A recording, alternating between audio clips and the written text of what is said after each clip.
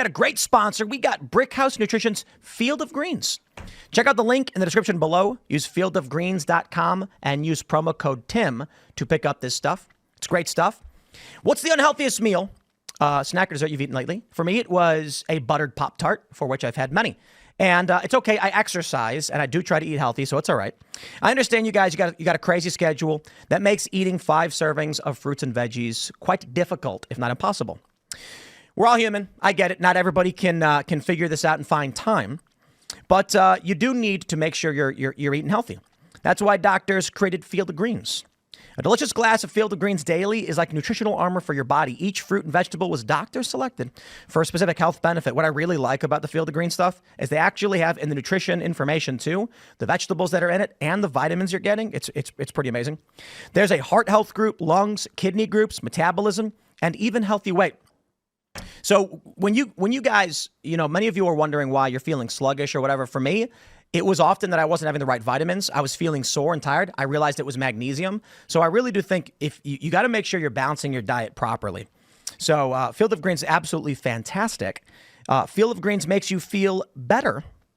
Your doctor will notice your improved health. Check that one out. Or your money back. So let's get started. We got a special discount, 20% off your first order if you go to fieldofgreens.com and use promo code TIM. Really do recommend it. You guys know that I'm like a weird health guy. We're always ragging on about seed oils. See, there's something you guys need to understand. When you eat food and you're looking at the vitamins that come in it, even taking a multivitamin, what you don't understand is that different vegetables actually have things that aren't being tracked in the nutritional information. And a really good example of this is curcumins, which are in turmeric. And everybody raves about taking turmeric because curcumin is an antioxidant. It's good for the body. There's a lot of things like that that aren't going to be in the list of vitamins. So check out Field of Greens. Use that promo code. Shout out. I'm a health nut, so I love this stuff. Shout out to Brickhouse. You guys are great. And thanks for sponsoring the show. From the Post Millennial, 5-alarm fire. USAID employees told to shred or burn classified documents. This is from, obviously, Post Millennial. The U.S. Agency for International Development instructed its Washington staff to shred and burn documents, according to an email obtained by NBC News. The directive comes as the Trump administration faces challenges over its attempt to strip and shut down the agency. An email from Erica Carr, USAID's acting executive secretary, indicated that the destruction was scheduled for Tuesday. The message thanked workers for their assistance in clearing our classified safes and personnel documents. Shred as many documents first and reserve the burn bags for when the shredder becomes unavailable or needs a break. Wait, what? How do they burn these things in D.C.? So they say, while classified materials are sometimes destroyed in emergencies, former employees and a group representing foreign service workers say this directive is not appropriate. Legal groups opposing the administration's effort to shut down USAID filed an emergency motion on Tuesday to halt the destruction. Defendants are, as this motion is being filed, destroying documents with potential pertinence to this litigation. The motion stated a Trump administration official stated that 36 employees received the email and that the materials being destroyed were courtesy content documents given to USAID by other agencies. So Mike Benz tweets, this is a 5-alarm fire. Right now, as we speak today, USAID is shredding and burning the contents of its agency's classified safes. The key information needed to reconstruct the history of USAID's weaponization both at home and abroad. But it sounds like the Trump administration wants this to happen. Yeah. So if you scroll down to the bottom, there's another paragraph right there at the end that they're old documents. They're in complete compliance with Federal Records Act of 1950. The official said everyone involved in the process had a secret clearance or higher and was approved by the Bureau that they were handling. Majority of the content is courtesy content. Most original copies are still classified in computer systems. Yeah, I mean, so that's possible for sure. Yeah, but how about just the actual physicality of, what, you got to go out back and get a big barrel and throw some gas in there? Like, I mean, how are you doing it? Like in downtown Washington, D.C., how are you actually physically setting something on fire? Well, I imagine they're loading them into trucks, and the trucks bring them to burn sites or something. Look, I mean, if it's USAID that they're talking about, I mean, these people have the capacity to dispose of incriminating evidence wherever they are, because that's what I was thinking too. That's what CIA is capable of doing. That you know that anytime you hear historically, anytime a United States embassy was about to be taken over, or you had to get people out, there was burning of sensitive documents. That's actually standard practice. Right. It happened in Vietnam and stuff. They were if you have to get out of there, you burn all the incriminating evidence. Anything you don't want to fall into the hands of the the opposition forces or whatever. So the idea that they have a protocol that can be used in D.C., that should not be surprising to anyone. No, I mean, you would have a protocol to get rid of documents, but it does seem kind of crazy that they're just burning it all, just getting rid of it without anyone just taking a look at what those files are. I mean, I would like to think that the DOJ would be able to call and say stop. If they wanted to. The DOJ is super busy right now. They are, but I mean, Everybody's busy. To be fair, I've seen a lot of criticism of the DOJ where they're pointing out that while the DOJ has done some things, a lot of people expect them to go after the lawfare first. And certainly there was some hubbub over the Epstein files, but it looks more so like they're going after things that we agree or we don't like, but not the biggest priority. You're not really hearing much from them.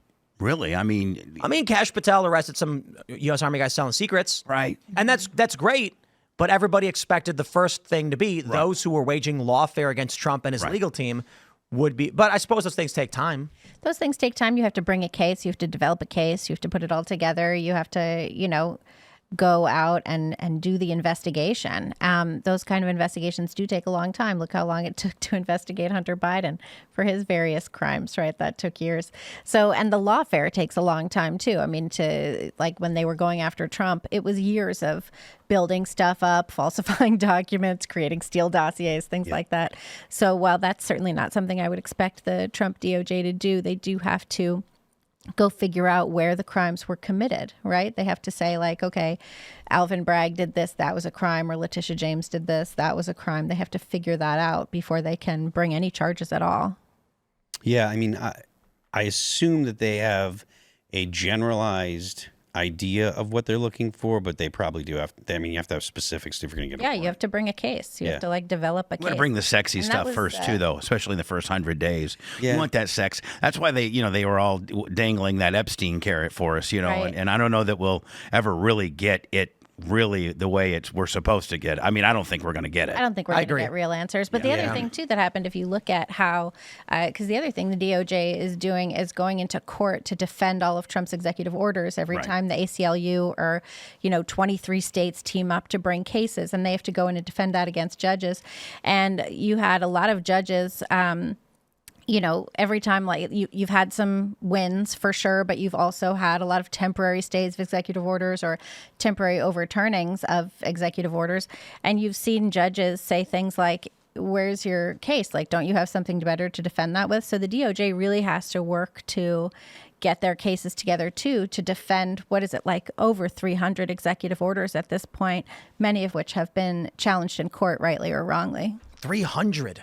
At least, It's got to be a record, right? It's a lot. Wow. It's a lot. I think he doesn't have as many. I don't think he's on track to have as many executive orders right now as FDR.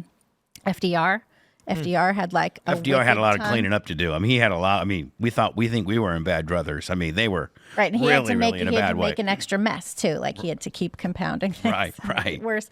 But so you definitely have a ton of that going on. I wonder how much Trump is actually going to be able to succeed in the gutting of the bureaucratic state and the deep state. What with like the judges saying you can't freeze payments and things like this. Certainly, I think the advantage is always going to be with the executive branch, which does present some challenges for our constitutional republic in that Trump can fire away executive orders over and over and over and over again, but the Supreme Court doesn't convene every day. Right. So Trump can they can only take a certain number of cases a term. Right. Federal judges run this country. I mean, that's and they're appointed for life. And they're as polarizing as the parties in themselves. But federal judges are the only ones that can really overturn these things. And again, Trump can sign 300 of them. But how many Barack Obama or Clinton appointed federal judges will get these and just shoot them right down to zero? And look, remember, it's great that Donald Trump is doing things through executive order, but we really do need Congress to legislate. Yeah, we do. Because they have to be. That's the only way that they're going to be permanent. If we really want to get rid of the Department of Education, there has to be legislation. And that's Congress. Such a long process in itself. I mean, it wasn't the DOE was Jimmy Carter formed it, but he signed a congressional law forming it. Yeah, there has to be. That's the thing. Like, right when Trump came into his first term, he overturned a lot of Obama executive orders. When Biden came in, he overturned a lot of Trump executive orders, and now we have Trump overturned 78 Biden executive orders and is creating new executive orders. And if the GOP doesn't keep the White House, then a lot more executive orders will be overturned. And to be honest, that's no way to live your life under executive orders that only live for 4 years at a time. There's also, though, the other thing that was interesting was the affirmative action executive order. That was Lyndon B. Johnson, and Trump just overturned that. So that was interesting too. That lasted a long time. Have the power to do this stuff anyways. The reason that we have every administration undoing the stuff that the previous administration did is because we actually have a government that is going far beyond its constitutional mandate. If you want to do something, just look at EPA versus West Virginia. Yeah, if you want to get some real changes, like really, really big changes, get a constitutional amendment to clarify the necessary and proper clause in the Commerce Clause. When's the last time there was a constitutional amendment that actually went through? It certainly wasn't the ERA. I can't even tell you. No, it wasn't. The ERA didn't. I want to say that it was in the 90s was the last one. Was it? But it was something that was not significantly consequential to the average American. Yeah. I can Google it in a second. But the point that I'm making is, the president shouldn't be coming in and trying to create law. We shouldn't have presidents, different administrations, fighting about what they think the country should be doing. The fact of the matter is, what the federal government actually has power to do has been laid out in the Constitution. There's no reason for the government to try to go beyond the bounds, because the states are empowered to all make decisions in and of themselves. What is good for California is not necessarily good for Florida, or what's good for Massachusetts is not necessarily good for Idaho. And it is completely, not only is it good, it is the thing that the country is supposed to do. Well, have different laboratories of democracy and try things out. The rumor is that Trump's intention, his agenda, is to basically federalize the country, to largely dismantle the federal government, so that the states become competitive once again. Regulation, everything will largely follow the state's taxation. Love to see it. So when we're talking about the gutting of the IRS, some 45,000 employees, or now the Department of Education, which is a big story. I was watching Fox News and the breaking news came in. They ordered all staff to vacate the building by 6 for security reasons. Love to hear it. And now by tomorrow, half the staff may be gone. I'm hearing from people who, let's just say, they work in and around D.C. They know some of these people that Trump wants the states to be in control once again. Well, that makes sense when you consider the Dobbs decision, which was a state thing. And when you look at how a lot of states are fleeing Delaware right now, it used to be a lot of companies would set up a Delaware corp, and now people Walmart's are going to. I think Walmart's Walmart's They're going the to like Wyoming, Arizona, wherever. I think Montana. I think Montana is one of the. I think Montana, you guys can look this up, might be the only state in the country where you can set up a company, and the owners of the corporation are not publicly disclosed. You cannot find out who the owner of a corporation is in Montana. So a lot of people set up LLCs and sub S's in Montana, which was much like had some same verbiage that Delaware had, until just most recently people over the Delaware thing got overturned and people are leaving. Yeah. Well, I've had my gripes over West Virginia's garbage law. We call them Uber laws. However, West Virginia did just pass an artificial food dye ban. I saw that. That was cool. However, the governor hasn't signed it. He could still veto this. And you think he will? Well, I think people got to understand this. The major food producers probably generate several $1 billion worth of revenue in the state, largely for themselves, but that amounts to a lot of taxes and jobs.